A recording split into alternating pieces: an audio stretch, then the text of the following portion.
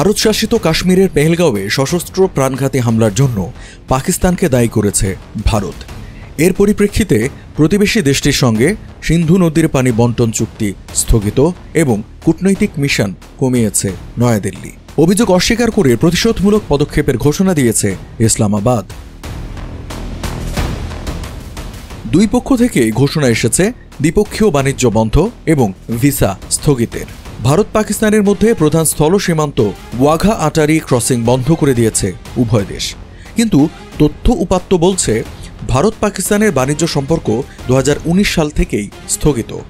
এমন বাস্তবতায় প্রশ্ন উঠেছে, বাণিজ্যের নতুন স্থগিতাদেশ এবং স্থল সীমান্ত বন্ধে কী প্রভাব পড়বে দুই দেশের বাণিজ্যে? সরাসরি নিজেদের মধ্যে বাণিজ্য সম্পর্ক না থাকলেও তৃতীয় দেশের মাধ্যমে বাণিজ্য হয় ভারত পাকিস্তানের। এতে প্রতি বছরই নিজেদের মধ্যে ন্যূনতম বাণিজ্য দেখানো হয় দেশ দুটির সরকারি পরিসংখ্যানে। কিন্তু বিশেষজ্ঞরা বলছেন, $10 কোটি গোপন বাণিজ্য অব্যাহত রয়েছে ভারত পাকিস্তানের মধ্যে। এমন বার্তার পরপরই নতুন করে প্রশ্ন উঠেছে, দুই দেশের মধ্যে নতুন উত্তেজনায় কি হবে সেই গোপন বাণিজ্যের?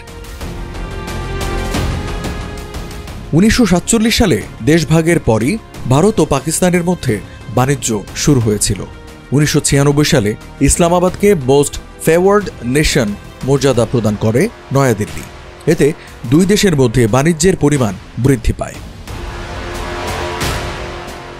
কিন্তু সরকারি পরিসংখ্যান বলছে, উত্তেজনার কারণে পারমাণবিক শক্তিধর প্রতিবেশী দেশ দুইটির মধ্যে আনুষ্ঠানিকভাবে দ্বিপক্ষীয় বাণিজ্য কখনোই বৃদ্ধি পায়নি।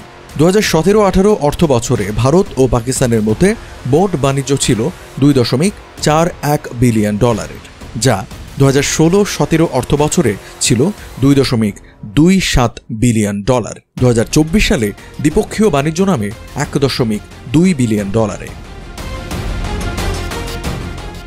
ভারতের বাণিজ্য মন্ত্রণালয়ের তথ্য অনুযায়ী 2024 সালের এপ্রিল থেকে 2025 সালের জানুয়ারি পর্যন্ত পাকিস্তানে $447.7 মিলিয়ন পণ্য রপ্তানি করে দেশটি। একই সময়ে পাকিস্তান থেকে আমদানি করে $4,20,000 পণ্য। 2016-17 অর্থ বছরে পাকিস্তানে $1.92 বিলিয়ন পণ্য রপ্তানি করেছিল ভারত। বিপরীতে পাকিস্তান থেকে আমদানি করেছিল $488.5 মিলিয়ন পণ্য। ভারত ভিত্তিক think tank global trade research initiative GTRI অনুসারে পাকিস্তানে ভারতের প্রকৃত রপ্তানি বছরে $10 বিলিয়ন বেশি। GTRI জানিয়েছে, সংযুক্ত আরব আমিরাতের দুবাই, শ্রীলঙ্কার কলম্বো এবং সিঙ্গাপুরের বন্দরগুলির মাধ্যমে বিকল্প রুটে এই বাণিজ্য করেন দুই দেশের ব্যবসায়ীরা। GTRI প্রতিষ্ঠাতা অজয় শ্রীবাস্তব বলেন, ভারতীয় পণ্য দুবাই, সিঙ্গাপুর এবং কলম্বোতে পাঠানো হয়। পণ্যগুলো ট্রানজিট হাবের বন্ডেড গুদামে সংরক্ষণ করা হয়। সেখানে শুল্কমুক্ত নথি ও লেবেল পরিবর্তনের পর সেগুলো পাকিস্তানে রপ্তানি করা হয়। ম্যাসাচুসেটস আমহার্স্ট বিশ্ববিদ্যালয়ের অর্থনীতির অধ্যাপক জয়তী ঘোষ বলেন, আন্তর্জাতিক বাণিজ্য নিষেধাজ্ঞা এড়াতে তৃতীয় পক্ষের মাধ্যমে এমন বাণিজ্য নতুন নয়। রাশিয়া ইউক্রেন যুদ্ধ শুরুর পর থেকে এই ধরনের বাণিজ্য আরও বেড়েছে।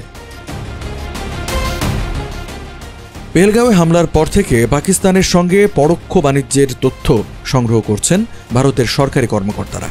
এই অনুশীলন বন্ধের জোর তৎপরতাও চালাচ্ছে তারা। যদিও আন্তর্জাতিক বাণিজ্য আইনজীবী শান্তনু সিং এর মতে এটি প্রতিরোধ করা বেশ কঠিন হবে। তৃতীয় দেশের মাধ্যমে পণ্য রপ্তানিতে তিন পক্ষেরই মানুষ জড়িত থাকে। সরকারি চ্যানেলের মাধ্যমে সেখানে কিছুই হয় না। ভিডিওটি কেমন লাগলো তা কমেন্টের মাধ্যমে জানাবেন। আর এই ধরনের ভিডিও নিয়মিত পেতে হকার নিউজ চ্যানেলটি সাবস্ক্রাইব করে আমাদের সঙ্গেই থাকুন।